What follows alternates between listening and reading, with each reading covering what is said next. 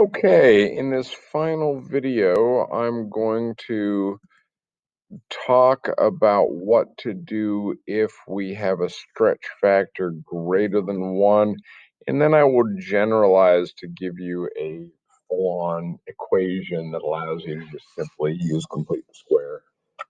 If you're in one of my classes, you should be able to demonstrate your ability to walk through the steps, but then after that, complete the square is just a process that you use. So let's start with just a quick example. And the example will be y equals 2x squared plus 8x plus 15. As usual, I like to set the plus 15 off to the side and just deal with this. And I'm going to factor out that value of a. Put it out front. And notice that this is an easy complete the square, because what I now have is I have x squared 4x. That's an x plus 2 by x plus 2 square. This corner is size 4. I'm subtracting 4. But notice I did it twice. So my equation now becomes y equals 2 times x plus 2 squared minus 2 times 4 plus 15. Doing a little quick simplification, 2 times x plus 2 squared plus 7, which tells me that the vertex is at negative 2 comma 7, and that I have a stretch factor of 2. All right, so why don't you go ahead and do a quick example? Y equals 3x squared plus 9x minus 5. Pause for just a second while you do that. All right, welcome back. So we set off the negative 5 off to the side. We factored out a 3. We now complete the square for this right here, which gives us, and what I'm going to do is I'm just going to go ahead and do the shortcut version since we know it. That gives me 3 times x plus 1.5 squared minus 3 times, well, 1.5 squared is 2.25. Working.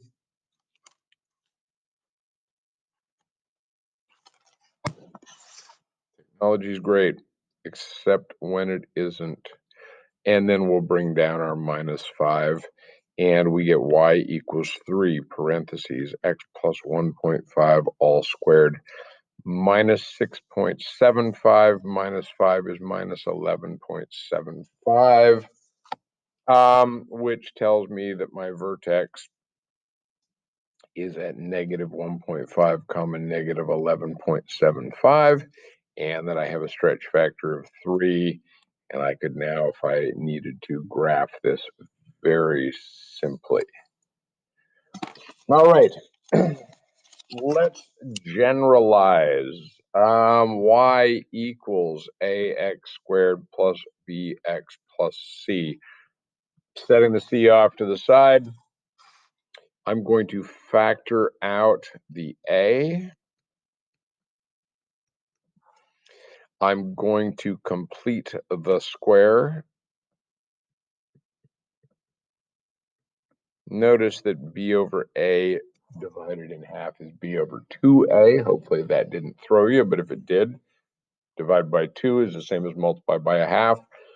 Subtracting b over 2a squared.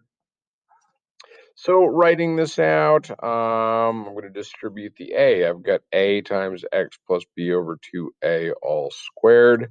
Notice that, and I'll just down in the corner, b over 2a squared is b squared over 4a squared, but then I'm going to multiply this by a, and one of those a's will reduce, and so I'm left with minus b squared over 4a, and then I bring the c back in. the constant term. Guys, some of this may look a little bit familiar. Notice that there's some b's and there's some 2a's and there's 4a's and there's b squared.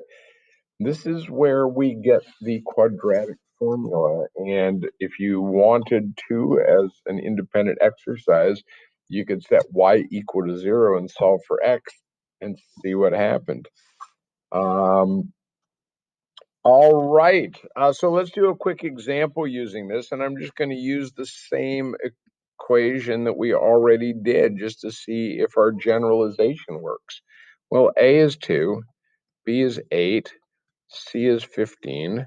So we've got y equals 2 parentheses x plus b over 2a.